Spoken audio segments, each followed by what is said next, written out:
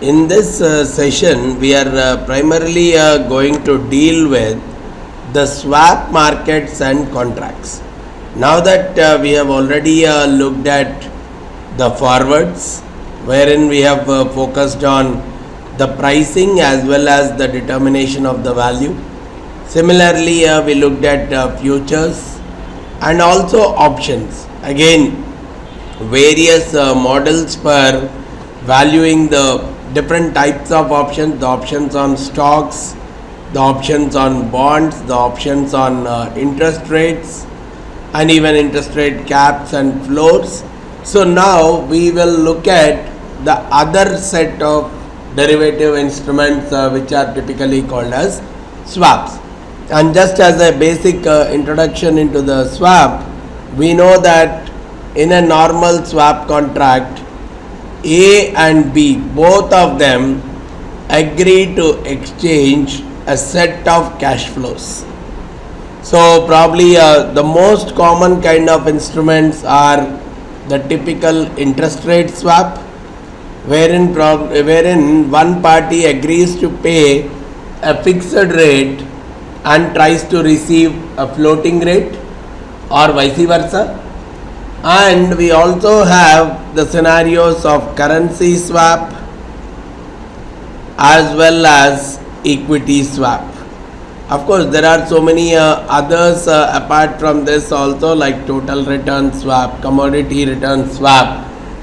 There are so many such kind of instruments. All we are talking of as a commonality in all these instruments is both sides of the transaction are typically the cash flows itself. So that is what is the basic introduction. So let's for these swaps also, for each of these swaps we will look at the pricing. How do I decide the no arbitrage price for the swap? And once the price is decided, somewhere after the initiation of the contract, what is the value of the swap to either of the parties? So that is what we will look at for each of these different kinds of swaps. So let's get into it. Whenever we talk about, initially we will talk about interest rate swaps, right? When we talk about an interest rate swap, and again the price as well as the value. So the price in an interest rate swap is nothing but the fixed interest rate. So when A and B are getting into an interest rate swap, where generally, okay, if A is agreed to pay B a fixed rate and B is agreeing to pay a floating rate. When we talk about the price of the interest rate swap, it is not in dollar terms, it is in this fixed rate terms. So whatever is this fixed rate, that is what we call as the price of no arbitrage price of a swap. So in a typical fixed floating kind of transactions, whatever is the fixed rate, that is what we call as the price of the swap. And in case of floating, we just need to mention what is this floating rate, probably any reference rate like a LIBOR or LIBOR plus some basis points, something like that, but you don't need to quote it. Whereas when it comes to fixed rate, that rate has to be quoted and that amount will be constant, remains fixed over the entire life of the swap. That is one of the prime reasons we call that particular price as, we call that particular rate as the price of an interest rate swap. And when it comes to the value of the swap, generally we look at it from the perspective of a fixed payer. So when we talk about a fixed payer, then what is it he will be receiving? Floating cash inflows present value minus fixed cash outflows present value. So if we are looking at it from the perspective of floating payer, he will receive fixed receipt, fixed cash flows are received and floating cash flows are paid. The difference between the two at any point in time is what we call as the value of the swap. And generally when we use the word market rate swap, it means, when we use the word market rate swap, it means that the fixed rate is decided in such a way that the value is zero both to the fixed payer as well as to the floating payer on the day of initiation of the contract. But wherever that particular rate, that particular difference is not zero, then we don't call it as a market rate swap, we call it as off market swap. Means one party, just like an off market forward where one party directly has an advantage over the other party on the day of initiation of the agreement. So that only in those cases we will talk about the off market swaps, as we have to as we come across off market swaps in the next slide. We will be talking about the off market swaps also, which is nothing but on the day of initiation of the contract itself, one party has a straightforward advantage over the other. And but generally in normal conditions the value of the swap at initiation is zero, and with the change in the interest rates the values also can keep changing, making one party gain and one party lose during the period of the swap. Now this is an interesting aspect wherein I can try to build a swap with other derivative instruments. The exact same transaction of the swap can very well be created with other derivative instruments. Let's see this. When we are talking about a payer swap, here always we will use the words called payer swap and receiver swap. Whenever we use payer swap, it means pay fixed. Whenever we use the word payer swap, it means pay fixed, receive floating. So this is what we call as payer swap, and whenever we talk about receiver swap, we will talk about receive fixed and pay floating.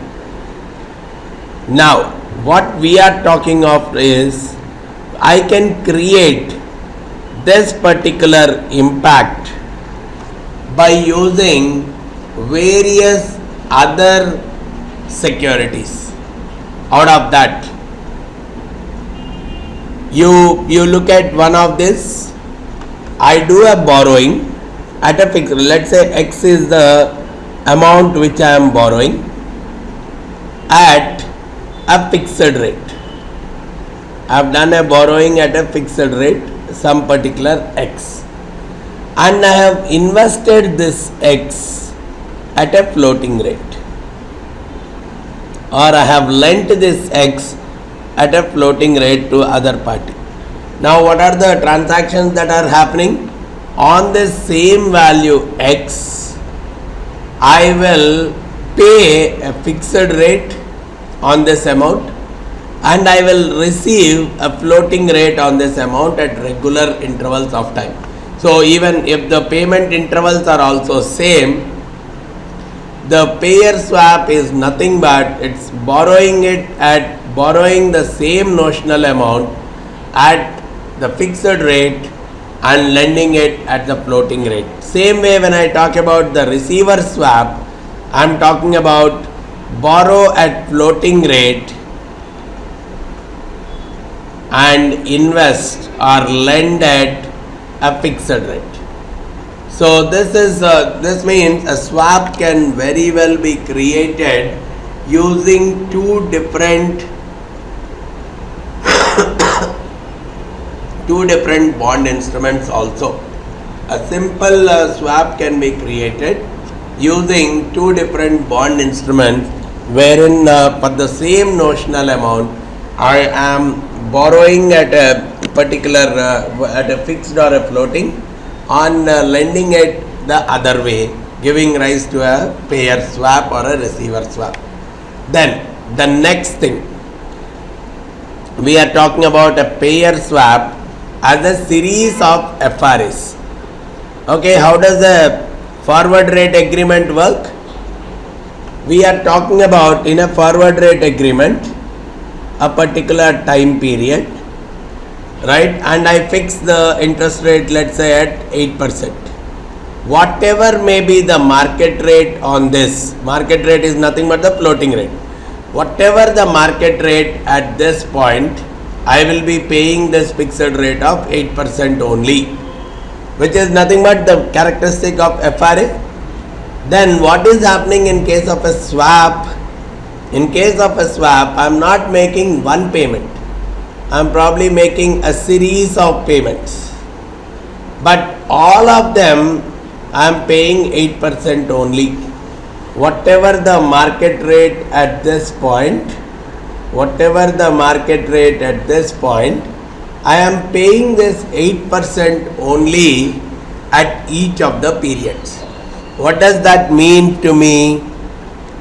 This 8%, which is the fixed rate, in case of a swap, it is decided here only on the day of initiation of the swap itself. Whereas when we are talking about an FRA, for this payment, generally I decide the fixed rate here. For this payment, generally I decide the fixed rate here. Means based on the rate that is prevalent in the next period, I am fixing my fixed rate. So that becomes a market forward. Means based on the market rate, I am deciding the fixed interest rate. Whereas when I am setting it here, or when I am saying I am deciding the FRA, the fixed payment of 8% at each of these periods, I am deciding it here itself, means when I come here, when I come here and try to find out what would be the FRA price, it may be more than 8% or maybe less than 8%, because depending on what is the LIBOR rates at that point, we decide what would be the price of this FRA. So, but deciding it at this moment itself means the FRAs, whatever we are creating, we are calling them as off-market FRAs, where the fixed interest rate is more or less known right at the beginning of the swap itself, and it's the same rate that is getting applied for the entire period of the swap. So if at all I have to build a payer swap using a series of FRAs, the only thing I have to compromise is the rate I have to fix right at the beginning of the swap itself. And generally what people do is they go for different maturity FRAs. Okay, this is a 3-month maturity FRA, 6-month FRA, 9-month FRA. So whatever is the rate, okay, let's say the 3-month FRA rate is 8%, 6-month FRA rate is 8.5%, and the 9-month FRA rate or 9-month FRA rate is 9%. Based on all these things, I'll find out the present value of all these FRAs and take the average.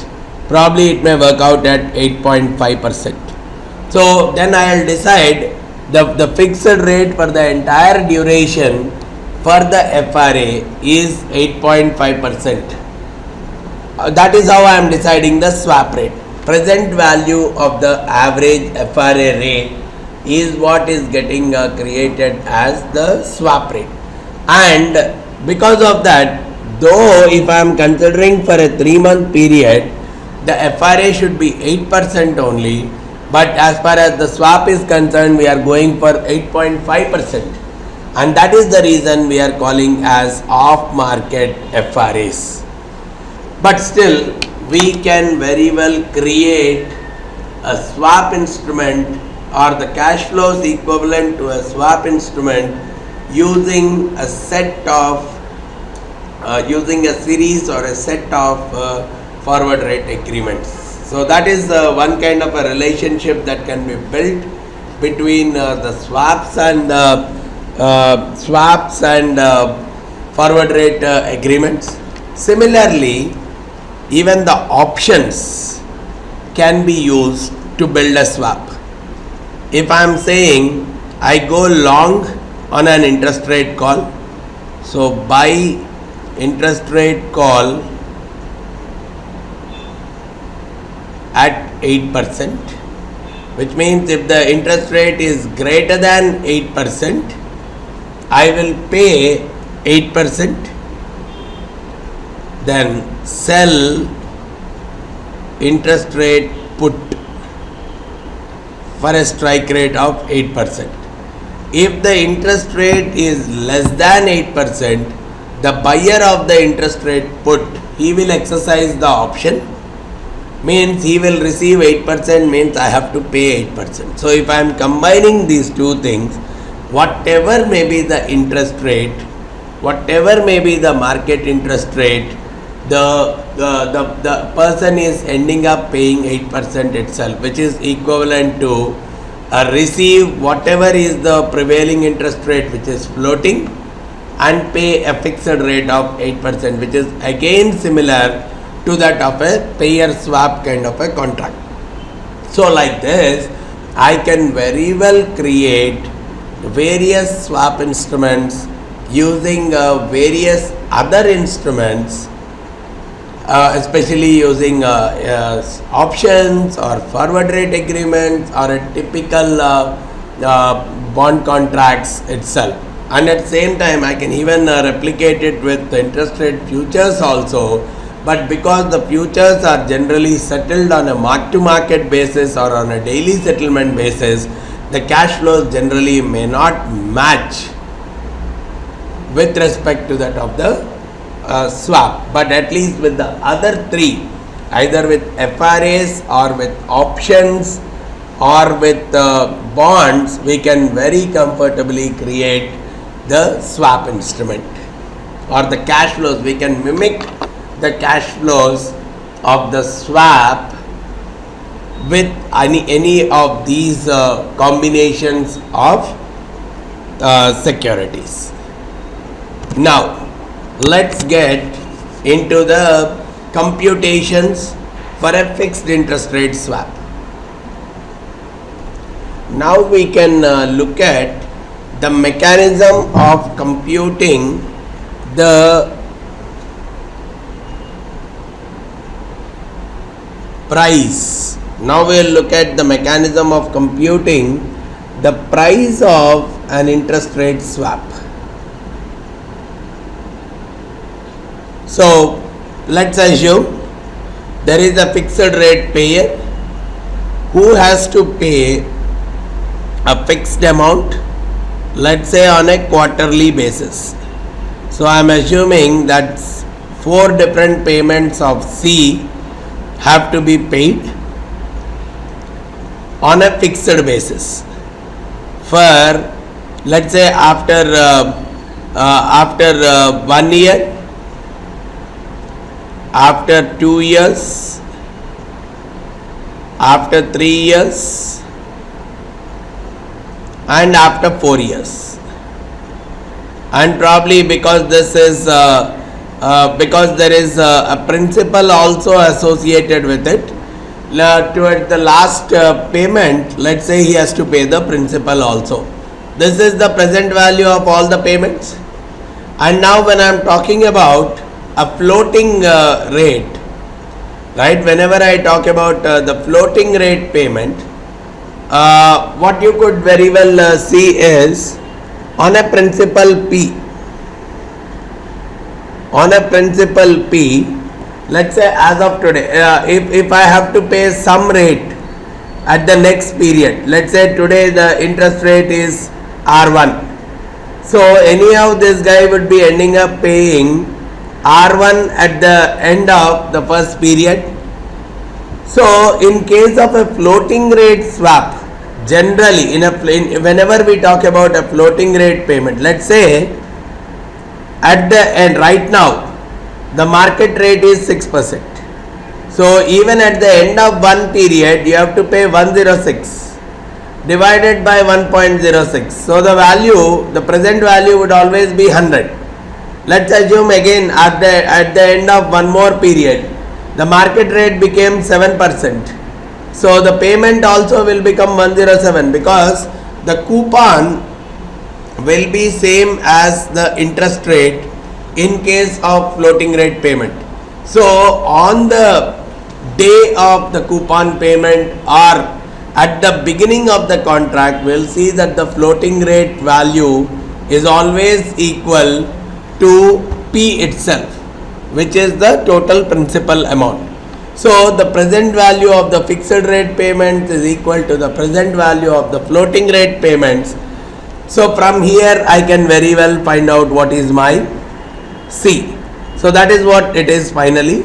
So when I am taking P into 1 minus 1 by 1 plus R to the power 4 is equal to C by 1 plus R plus C by 1 plus R squared, something like this. So if I am taking 1 by 1 plus R as the discounting factor, so it is becoming 1 minus Z power 4 or Z4, which is the 4-year or 4-period discounting factor. Then we are talking about C into Z1 plus Z2 plus Z3 plus Z4. So that is where we arrive at the constant payment is nothing but P times whatever is the principal times 1 minus Z4 by Z1 plus Z2 plus Z3 plus Z4, and all these Z1, Z2, Z3, Z4 are nothing but the discount factors corresponding to each of the periods. So that is how I have come out with this formula. Whenever we are talking about an N payment swap, the fixed rate we can very well decide as 1 minus Zn divided by Z1 plus Z2 plus Z3 plus Z4, which can very comfortably be illustrated through this example, right? The 90-day spot rate is 5%. Let me take up this Excel example. For 90 days, the spot rate is 5%. Alright. For 180 days, it is 6%. For 270 days, it is 7%. And for 360 days, I am taking it as 8%. Right? These are the spot rates. Now, how do I decide the fixed rate? Alright, so from these percentages, I have to decide the corresponding Z, which is nothing but, so the Z, if I have to decide, it is nothing but 1 by 1 plus R, whatever is the discount rate. So in this case, the Z will become 1 by 1 plus 5% into 90 by 360.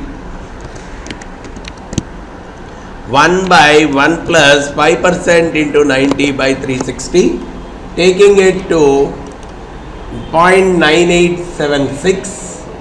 The same logic I will continue. In case of 180 day, it becomes 1 by 1 plus 6% into 180 by 360, which is giving me 0.9708. Similarly here 1 by 1 plus 7% into 270 by 360, giving me, so these are Z1, Z2, Z3, and finally Z4. So these are the discounting factors based on this particular interest rate for each of periods 1 by 1 plus. Alright. So this is 0.9295. So these are the payment, these are the floating, these are the typical discount factors based on 90 day, 180 day, 270 day and 360 day kind of rates. Now all I am saying is, if at all I want to find out the fixed rate payment, I can directly use that formula, which will come out as the principal times. In the numerator I will take 1 minus Z4 divided by the Z1 plus 1 minus Z4 divided by the sum of Z1 to Z4. These are the 4. So obviously this is working out to 1.93%. 1.93% is the quarterly fixed rate payment for this interest rate swap. And if I have to annualize it, just multiply this by 360 by 90. Multiply it by 360 and divide it by 90, and you can very well say that the fixed rate payment for this particular swap, if at all the swap has to be arbitrage free, fix it at 7.73%. So even if you are a fixed rate payer or a fixed rate receiver, whatever it is, to make sure that none of the parties is having an advantage on day 0, or the market value of the swap is 0 on day 0, we have to go with 7.73% as the fixed rate for the swap. I hope this part is comfortable for you. Now let's get into the process of the next thing, where I find out the value of the swap, because now I know that the fixed payment is 7.73% for this particular swap, and on a quarterly basis the payment should be around 1.93%. That is what is the swap which I am finalizing at. Now on this itself, now let me say that after 30 days I have observed these kind of rates. Okay, I have observed these kind of rates after 30 days. Okay, 60 days swap, 60 days spot rate is 6%, then 150 day rate is around 6.5%. Means we have just moved 30 days after we have entered into the contract. 240 days spot rate is 7%, and a 360 days spot rate is, let's say, 7.5%. We have moved slightly ahead into the contract. Just 30 days later,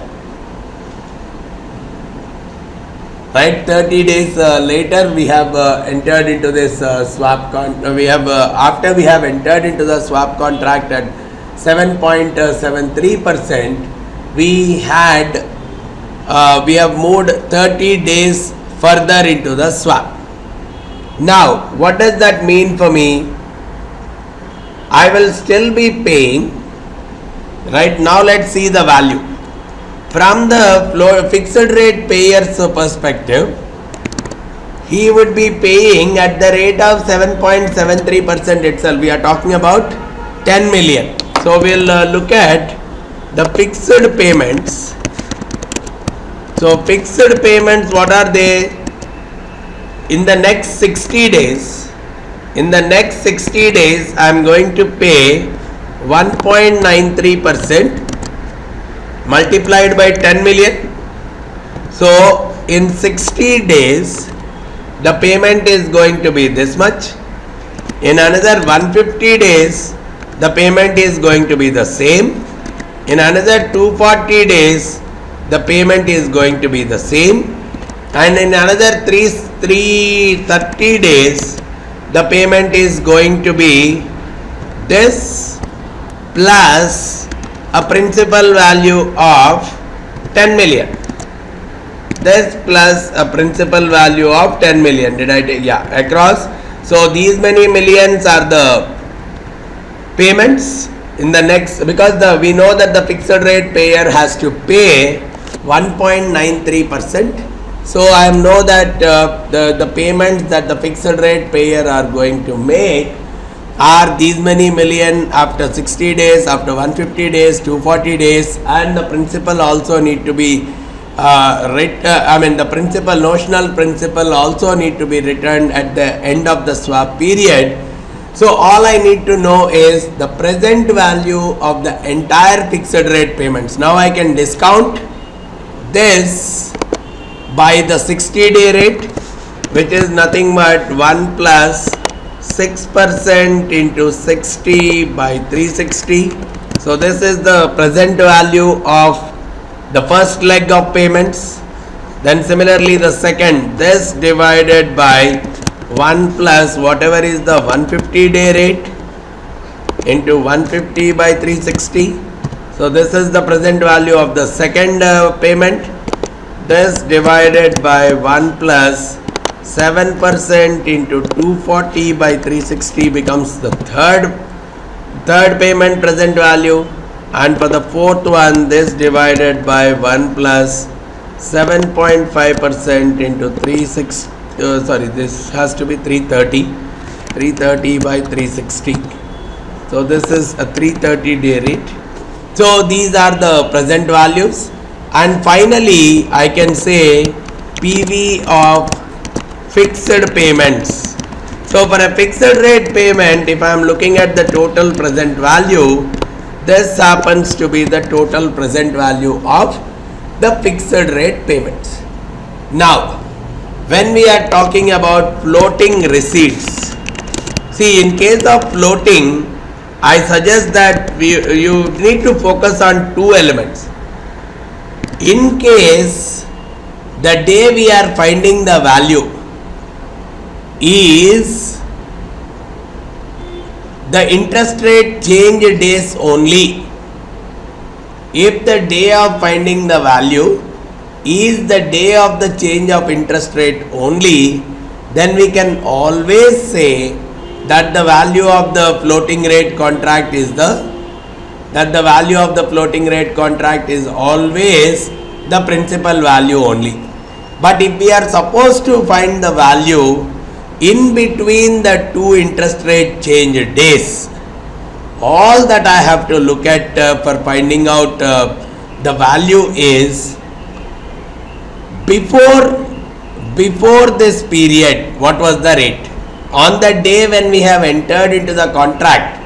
So either the day of contract or the day of last revision, last updating of the interest rate, whatever is the date. So the date of entering into the contract, we have entered it at 5% interest rate, right? We have entered at a 5% interest rate. Means what we are going to receive in the next 60 days is based on that 5% rate. So the floating rate that we are going to receive is a 5% on 10 million, which is around 0.5 million. And along with that, then the interest rate is going to be revised at that point in time. So from there onwards, again the present value at that time, the present value of all the future cash flows at that time will be equal to the principal itself, which means it will be equal to 10.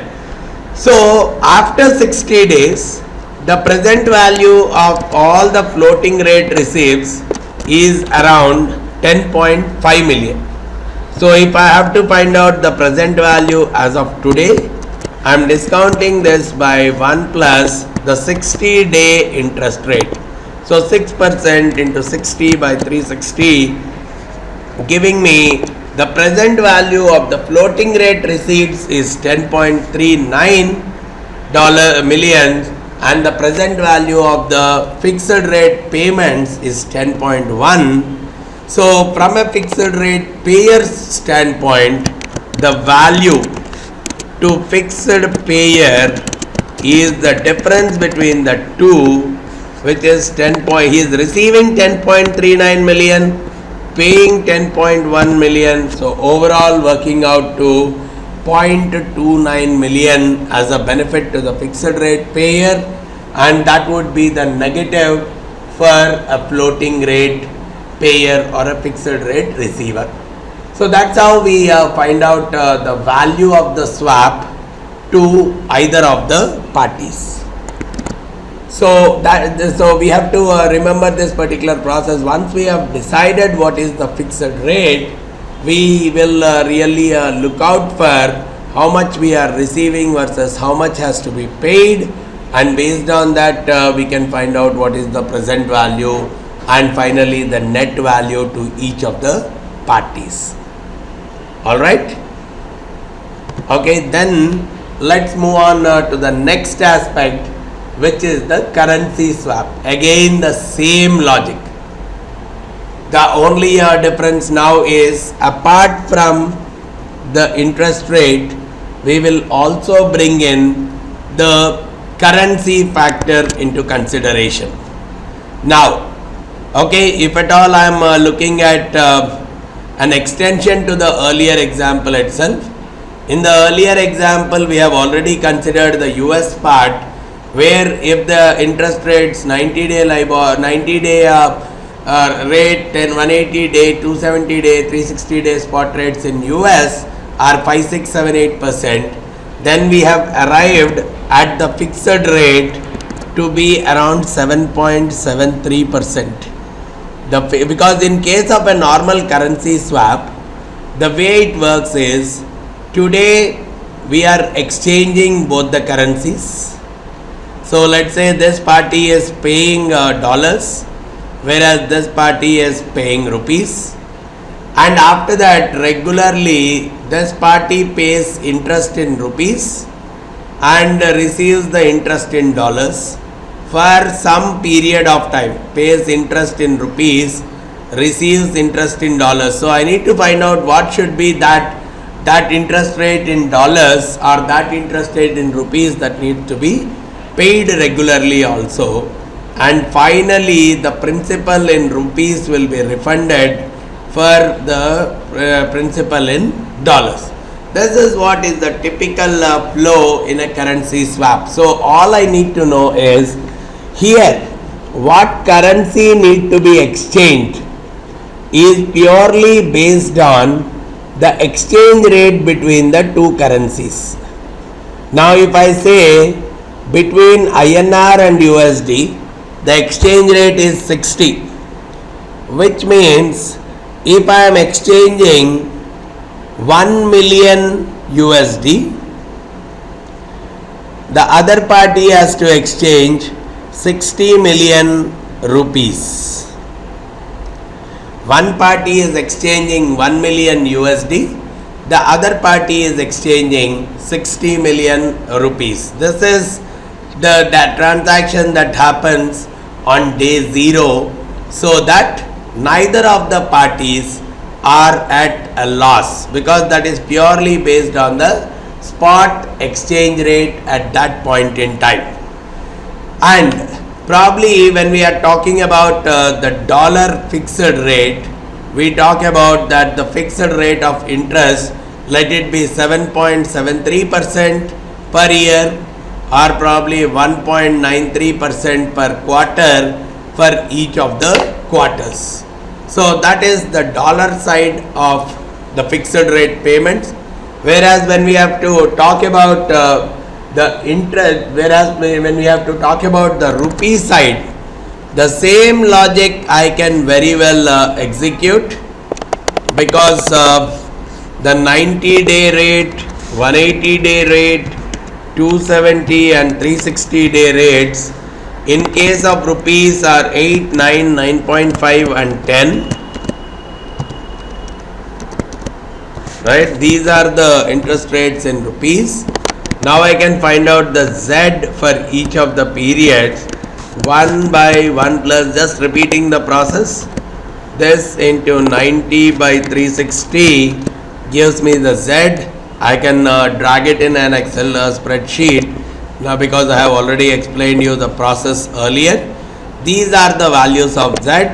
So the fixed rate will come out as 1 minus Z4 divided by the summation of all these Z's, which will give me that the fixed rate per quarter is going to be somewhere around 2.4%. 2.41% is the fixed rate as far as the Indian rates are concerned.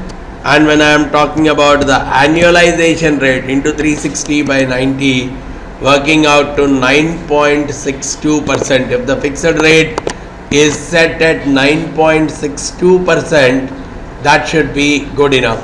So when we are getting into the currency swap, probably we should talk about saying, yeah, we will exchange at the current exchange rate of 60 rupees per dollar, and we would also come out with the spot, the interest rates wise, 7.73% will be the rate on dollar, whereas it would be 9.62% interest rate on the rupee. Whether you are going for a pay fixed or pay receive floating or pay fixed and receive fixed, any four combinations can work in a currency swap. Interest rates can be pay fixed, receive fixed, right? Like pay fixed dollars, receive fixed rupees, pay fixed dollars, receive floating rupee, then pay floating dollar, receive fixed rupee, and similarly pay floating dollar and receive floating rupee. All these four mechanisms can very well exist, but in any one of them, whatever is the fixed arm is decided through this particular process, and the floating wise whatever will be the prevailing rate, that would be the floating part of the interest from either of the parties. But if wherever it is fixed, we are deciding the fixed rate using the mechanism that we are using for the interest rate swaps itself. Now, so in this case we have arrived at 9.62% will be with respect to Indian rupee, whereas 7.73% will be with respect to US dollar. Now, all we are saying is, if after the 300 days into the contract, right, the exchange rate has become, now we have got into the contract here, so this is the 300th day, the exchange rate has become 62 rupees a dollar. The 60-day interest rates in US, so there is only one more payment, so the 60-day rates in India, US and India are 5.5% and 8.5%. So these are the rates for the next 60 days by the time we are going to receive the last payment, whereas the last settlement interest rates were, so the last settlement, why do we require? The last settlement interest rate is required especially for a floating rate leg. We require the last payment for a floating rate leg, wherein we are talking about 5.75% and 8.25%. Okay, which means on the 270 days, at the 270 days when the actual floating amount has been updated, the US rate was 5.75% and the Indian rate was 8.25%. Find the value of dollar floating receiver. So In dollars we are receiving floating. So what would have been received in case of dollars? So what would be received at this point? Whatever was the floating interest at this point. The floating interest at that point was 5.75%. So what would be received? We are talking about on some amount, right? So if I say whatever is the amount, we'll talk about 10 million, right? We did not mention. We did not mention the amount. So let's assume 10 million. Right, on this 10 million, I am going to receive 5.75% at the rate of 5.75% on the dollar. That is what I am going to receive. 5.75% is what I am going to receive on the dollar, and of course the principal value. So what is that receipt I am going to get? 5.75% into 10 million. 0.575 is what I am going to receive, and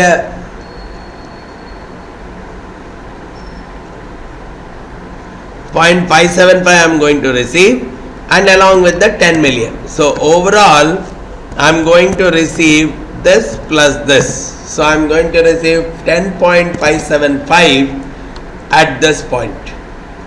And now I want to find out the value as on 300 day, which means I have to discount it by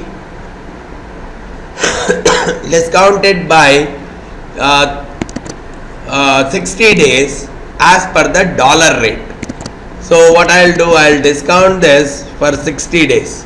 So this divided by 1 plus 5.5% into 60 by 360 means basically for a dollar receiving person, he is going to receive 10 million. So 10.47 million or 10.48 million dollars is what this party is going to receive. Now the same logic I will apply to the Indian scenario. We are talking about 8.25%. Right? No, in Indian we are talking about a fixed rate payment. Rupee fixed payer. So fixed rate payment is corresponding to 9.62%. Yeah, one thing I have to modify here is this 5.75% is not for the quarter, it's for the year. So I have to actually divide this by 4. So for the quarter I am going to receive only 10.14 and a 10, which is going to give me 10.05 million. Whereas when I am coming to the fixed rate payer, what is that?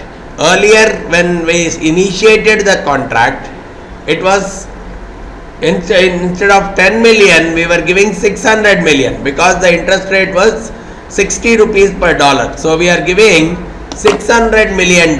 So on that $600 million now we are talking about a fixed rate payment of 9.62%. So what is that fixed rate payment? The quarterly rate is 2.41%. So all I have to pay is 2.41% into 600 million. So as a fixed rate payer, rupee, the person is going to pay 14.43 million rupees in the form of interest and also 600 million rupees in the form of principal. So overall the person is going to pay, the rupee payer is going to pay 614.43 million rupees. And if at all I want to find out the present value of this, I can discount it by the rupee rate of interest for 60 days. So this divided by 1 plus, this is the rupee rate of interest into 60 by 360. So at the end of 300 days, the present value of the rupee is going to be around 605. And now if at all I want to find out, this is the dollar receiver, received dollar, pay rupee, received dollar, pay rupee. So this rupee also I can convert it into dollar by dividing it by the updated exchange rate, which is 62. So finally this is coming out as received 10.05, pay $9.77. So finally the value to this party is 10.05 minus 9.77. So $0.27 million is what is the positive value to the fixed rate rupee payer and a floating rate dollar receiver. So you have to just work out on the story. The moment you are able to work comfortably on the story, all these things can quite comfortably be handled altogether. All you need to know is, when we are talking about a fixed rate payment, the rate will be fixed for the entire period. When we talk about floating rate payments, when we are talking about the value on the date of the change of the interest rates, the value will be same as the principal itself. Whereas when we are talking of in between the two dates, we will simply find out what should be the payment as per the previously reset interest rate, so which would be paid at the end of that period, discount them to the present value as per the current rate. That's the only difference that comes up in case of the floating rate payment, where we don't need to find out any fixed rate for any period of time when we are working with the floating rate kind of payments, right? So this is how we get into the evaluation of a currency swap, either for pricing purpose or even for deciding the value at the end of the pricing period. Somewhere after the initiation of the contract, if at all I want to find out the value of the currency swap, I can do it in this manner. Then one more thing we need to look at, apart from the currency swap and the interest rate swap, is the equity swap. In most of the cases in the equity swap, it so happens that one party will still pay a fixed rate, just like an interest rate swap. But instead of receiving a floating rate, it will receive the percentage change on an index or on an equity stock during that particular period.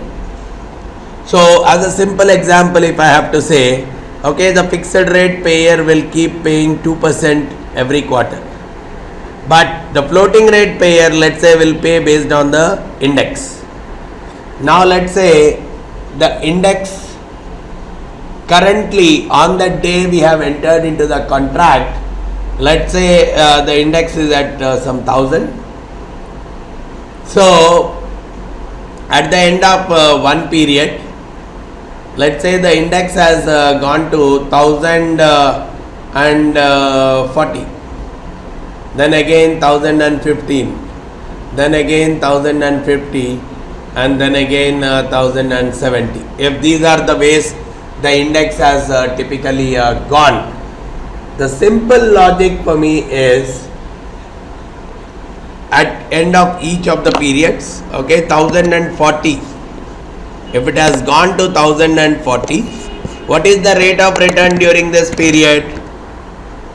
I can find out as 1040 minus 1000 divided by 1000. So around 4% is the gain. Whereas in the next period, I am computing 1015 minus 1040 divided by 1040. So for the next period, it is minus 2.4%. Then we are talking of 1050 minus 1015 divided by 1015, giving me some 3.4, and 1070 minus 1050 divided by 1050. So this is giving me around 1.9%. So in all these cases, these are the kind of payments the one party is making if we are talking about an equity payment. So this payment on some notional principal will be made at the end of each of the periods. So I know that this is the kind of a payment that has to be made at the end of each of the periods. So 4% would be made, 4% would be made, would be paid, whereas 2% would be received. Means it's a net of 2% that would be paid. Similarly, 2% would be received and minus 2.4 to be paid. Minus 2.4 to be paid is nothing but receive 2.4. So receive 2, receive 2.4. So overall this person is going to receive 4.4%. So that is how the payments at each of the periods will typically be looking like. And same way when we are talking about the value also, it's the same, probably somewhere in the middle, let's say in between these 2 days, the stock price has gone to 1025. Then what is the value of this contract as on this date? We know that these are the fixed rate payments, and when we have to find out the value, so on that date the stock price is 1025. So the kind of an increase that is coming up is with respect to the previous date.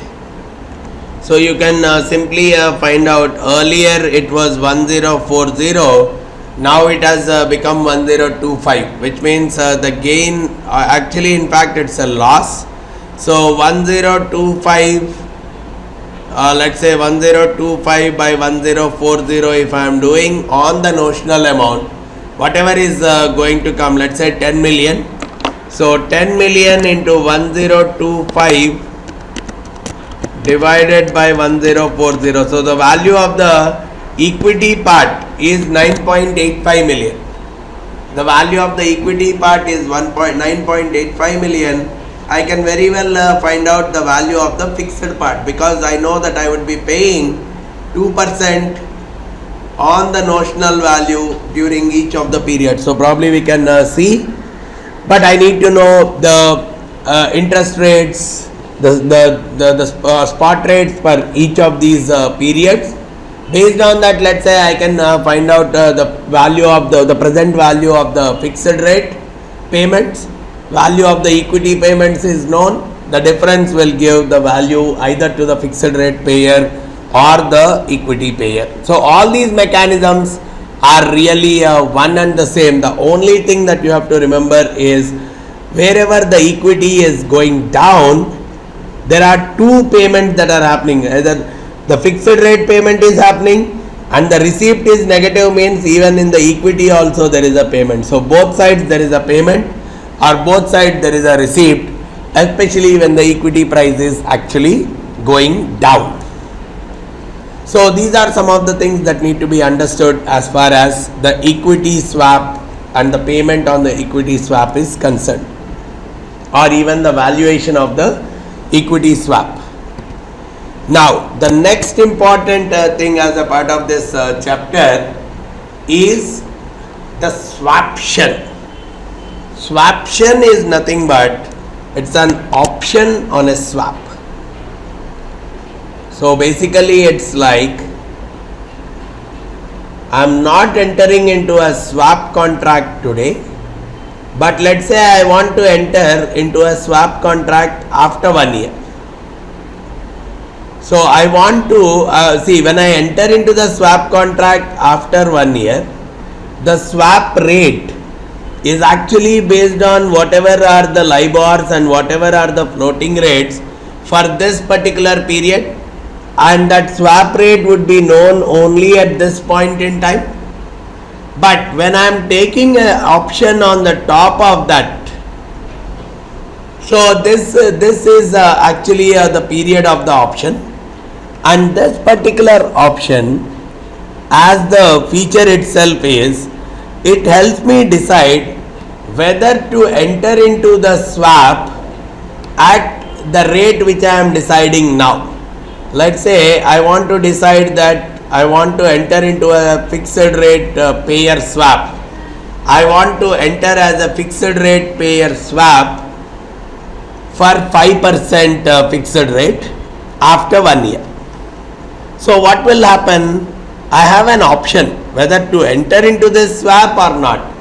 So here, if the swap rate, once I come here, I decide that the swap rate here is only 4%, then probably I will not exercise this option at all.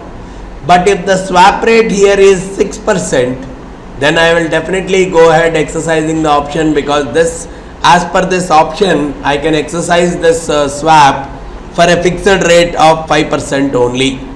The same way, when I am going as a fixed rate receiver, if the fixed rate is 6% here, if the swap rate is 6%, then probably I may not exercise this option, because I will receive at 6%. But if the swap rate comes out to 4%, then I will definitely exercise this option, because I will be getting a 5%. So typically, in case of swaption, I have two major variants. One is a payer swaption, the other one is a receiver swaption. As a payer swaption, I can decide after the swaption expiry or after the option expiry period whether to enter into interest rate swap or not. Whereas when I am going ahead, so basically when will I enter into that swap? If the swap rates are rising. If the swap rates are rising, I will exercise the swap. Similarly, when we are talking about a receiver swaption, I have the option to either enter into the swap or not after 1 year as a receiver of a fixed and payer of the floating. Only when the swap rates are going down, I will exercise the option, otherwise I will expire it.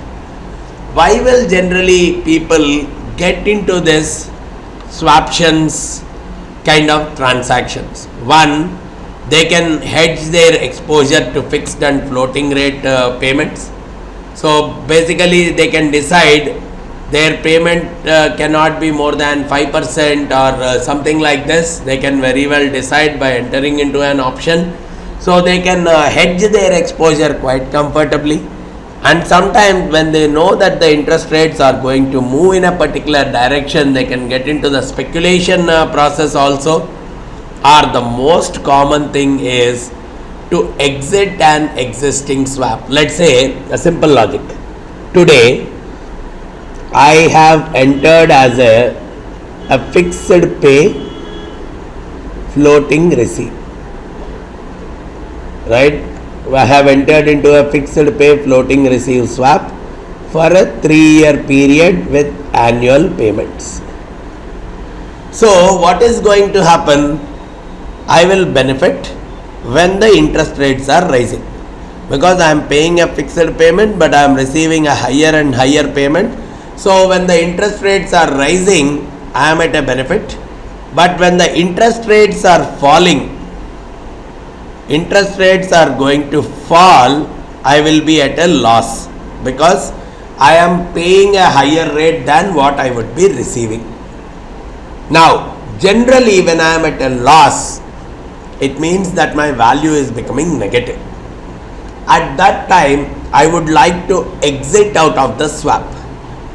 And when I want to exit out of the swap, probably my counterparty will not be willing to close the transaction then and there itself, because he is at a benefit. So he would not want to exit out of the transaction then and there.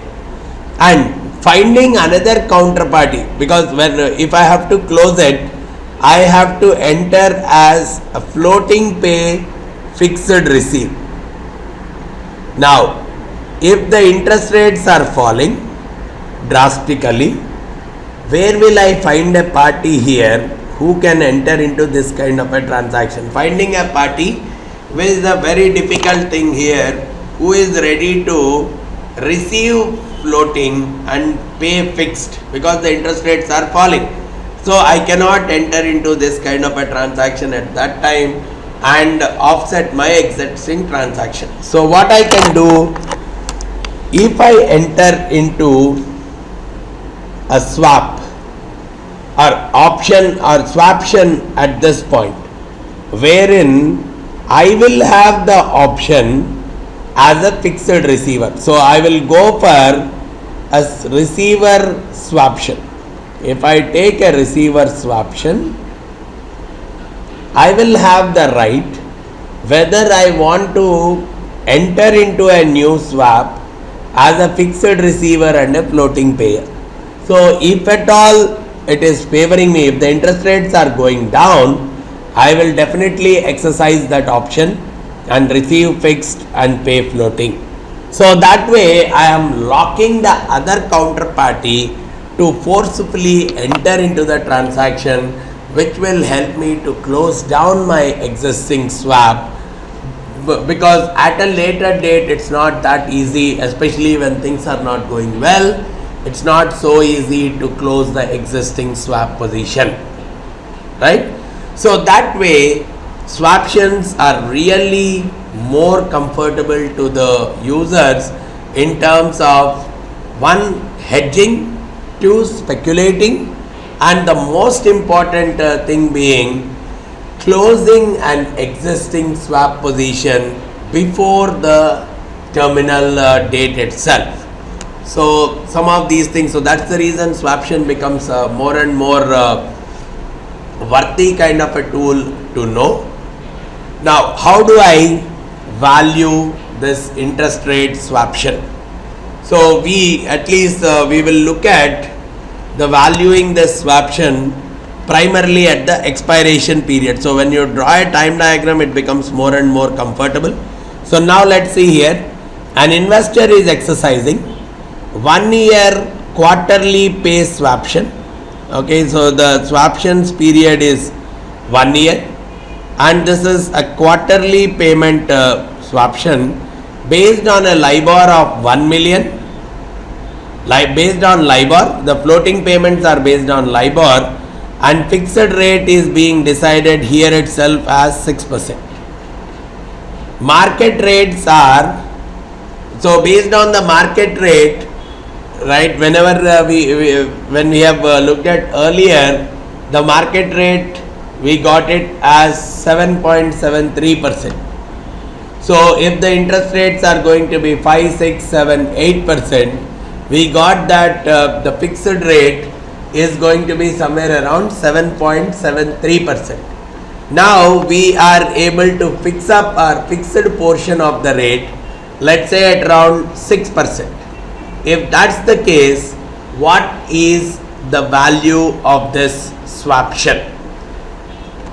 So as far as the current market rate is concerned, it is 7.73, but I have locked up, because of a swap, we have locked up an interest rate of 6%. So if I want to find out the value of the swaption as on this date, that is the expiration date of the swaption, I have to find out what are the benefits at each of these periods, find out the present value of those benefits, because the benefit at each of those periods is when the market rate is 7.73, we have frozen it at 6%, which means 1.73% per year happens to be the profit on a LIBOR of 1 million, or on a market value, notional value of 1 million. So in each of the quarters, the benefit is going to be 1.73 into 90 by 360. That is the benefit for each of the quarter on a 1 million. So probably this is working out to a difference of, so I can take it into 1 million also. Probably it's better that we do a simple calculation. On 1 million, this is coming out to 4,325. So this would be the benefit for each of the 4 quarters. For each of the 4 quarters, this is going to be the benefit. But of course, this benefit will come from after 90 days. This will come after 180 days, 270 days and 360 days. So because of these kind of numbers, I can find out the present value of all these things at 5, 6, 7, 8%. So I'll take the interest rates here 5%, 6%, 7% and 8%, and I can find the present value of all these things. This divided by 1 plus this into 90 by 360. So overall I can find out the present value of all these things, and the total summation coming out to some 16,000. So whenever I want to find out the value of the swaption on the expiry date for this particular scenario, I am seeing that the value of the swaption is going to be 16,584 bucks. By going with the swaption, by getting into with the swaption, I am able to get a benefit of $16,584 dollars as on this particular date, which is the expiration of the swaption and the beginning of the swap. Alright, so this is one more thing that we have to be comfortable with. And finally, it's worth looking at what is the risk that is existing in case of a swap. Even the swaps are one-on-one kind of negotiated contracts, OTC kind of transactions. So what we typically see is there is immense credit risk in case of the swap. So there are, again, in this credit risk, generally we look at one being the current credit risk and the other being the potential credit risk. In general, we look at these words also, current as well as potential. So whatever the current payment that the counterparty has to do, it has defaulted. Means whatever is already due to pay, it did not pay. That is what we are associating it to a current counterparty or credit risk. Whereas whenever we are expecting that the future payments I may not receive on time, we are associating it to a potential credit risk. So what we typically look at is, generally when we talk about interest rate swap, in the interest rate swap we see that the credit risk is very high in the middle of the swap. Because the day on which you have entered into a swap, we know the credit assessment of both the parties. But slowly you move away from the initiation period. So during this time, the credit quality might have got deteriorated, and at the same time, there are so many more payments that you are yet to receive. Probably if you have gone until this period, there is only a little bit that you are yet to receive. So it hardly matters. You are not exposed to more and more of a credit risk because you have already received these many payments. But when you are here itself, here also, the quality might not have got deteriorated so badly. So your risk may not be so high. But when you come more and more to the middle of the contract, what you typically observe is